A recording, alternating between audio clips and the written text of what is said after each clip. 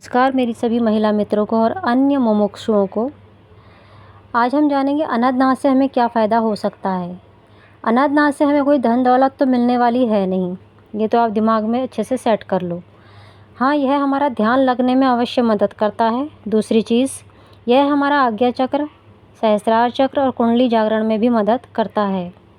ये प्रक्रिया थोड़ी लंबी अवश्य होती है और डायरेक्ट सीधे परमात्मा ही ये सारे कार्य करता है अनाथ के माध्यम से, क्योंकि अनाथ है क्या, स्वयं परमात्मा ही है। परमात्मा की आवाज़ जो आपके हर नस नाड़ी में घुसती है, आपके सहस्रार चक्र से ही प्रवेश करती है और आपके हर बॉडी के जहाँ जहाँ कोई भी चीज़, अगर कोई विकृति है किसी बॉडी में, कहीं कोई तकलीफ़ है तो उसको सही करती हुई निकलती है। और आपके जितने भी विकार हैं, जैसे किसी के लिए कोई द्वेष है, अहंकार है, कोई नफ़रत है, उस सब को धीरे धीरे धीरे उस पर कार्य करती है, उसे नष्ट करती चली जाती है और आपको एक शुद्ध हंस बनाती है। कौन? अनाथ।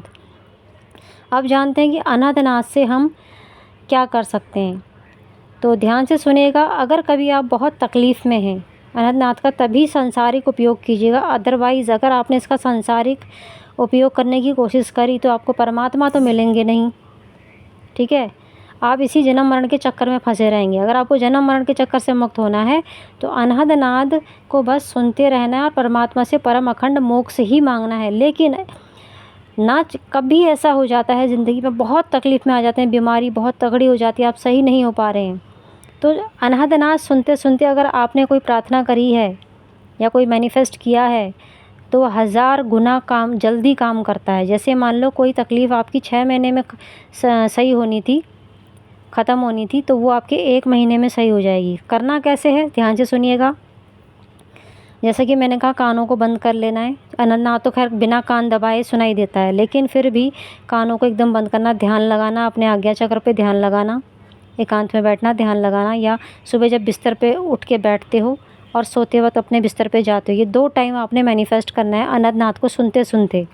कैसे करना है, यह बोलना है, हे परमात्मा, जैसे मान लो आपकी कोई तबीयत ख़राब है, ठीक है, बहुत ज़्यादा ख़राब है, आप कहोगे, हे परमात्मा, तेरा कोटि कोटि धन्यवाद जो तूने मेरा स्वास्थ्य सही कर दिया या मेरे पेट की तकलीफ़ दूर कर दी, जो भी आपको तकलीफ़ है।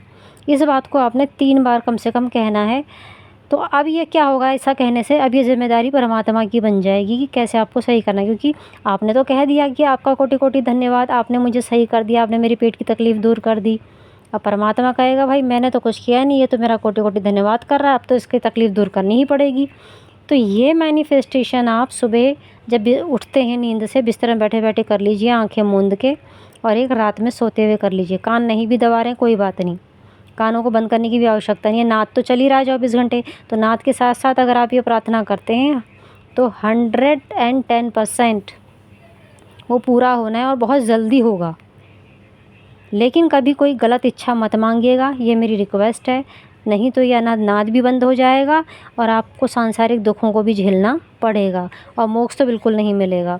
तो अनाथ आपका मोक्ष तक जाने का रास्ता होता है, ना कि सांसारिक फ़ायदों के लिए होता है। सिर्फ़ ये तब यूज़ करना आप इस मैनिफेस्टेशन को जब बहुत ही ज़्यादा तकलीफ़ में हो। अपने लिए भी कर सकते हैं, अपने परिवारजन के लिए भी कर सकते हैं। धन्यवाद।